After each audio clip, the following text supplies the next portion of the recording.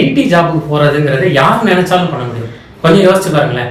ஒரு automobile engineer, நான் ஒரு கார் ரெடி பண்ணுறேன், அதில் எல்லா தப்பையும் கற்றுக்கிறேன், அதுக்கப்புறமா நான் இன்னொரு கார் ரெடி பண்ணுறேன், அதுக்கு வாய்ப்பே கிடையாது. ஒரு சிவில் இன்ஜினியர், நான் ஒரு வீடு கட்டுறேன், அதில் என்னென்ன தப்புன்னு கற்றுக்கிட்டு இன்னொரு வீடு நல்லா கட்டுறேன், வாய்ப்பே கிடையாது. ஒரு எலக்ட்ரிக்கல் இன்ஜினியர், வயரிங் எல்லாம் நான் மாத்துறேன், அதுக்கப்புறமா நான் வந்து வயரிங் கற்றுக்கிட்டு நான் அடுத்த வீட்டுக்கு நல்லா பண்ணுறேன், வாய்ப்பே கிடையாது. இப்படி வேற எந்த ஃபீல்டுலையுமே இந்த மாதிரி ட்ரையல் அண்ட் எரருக்கு வாய்ப்பே கிடையாது. ஐடி மட்டும்தான் நீங்க தப்பு பண்ணி கத்துக்கலாம்.